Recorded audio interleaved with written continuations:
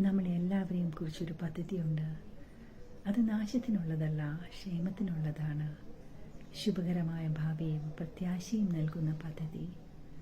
എങ്ങനെയാണ് നാം അത് തിരിച്ചറിയേണ്ടത്?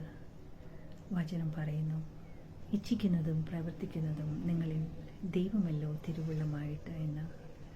അതിനാൽ പ്രിയരെ, നമ്മൾ ചിലത് ആഗ്രഹിക്കുന്നുണ്ട്. ആ ദൈവികമായിട്ടുള്ള ആഗ്രഹങ്ങൾ തരുന്നത് ദൈവം തന്നെയാണ്. അതിനാൽ തന്നെ നമ്മൾ മടിച്ചു നിൽക്കാതെ എഴുന്നേറ്റ് അതിനു വേണ്ടിയുള്ള ആദ്യത്തെ പടി വയ്ക്കുമ്പോൾ തന്നെ കർത്താവിന് ചിലത് നമ്മളിലൂടെ ചെയ്യുവാൻ സാധിക്കുന്നു.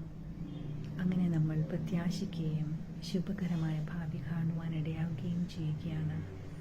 അതുമാത്രമല്ല, മായയ്ക്ക് കീഴ്പ്പെട്ടിരിക്കുന്ന ലോകസൃഷ്ടികൾ അവരുടെ അടിമത്തത്തിൽ നിന്നും വീണ്ടെടുക്കുവാൻ തേജസ്സാകുന്ന മക്കളെ കൊണ്ട് മാത്രമാണ് സാധിക്കൂ.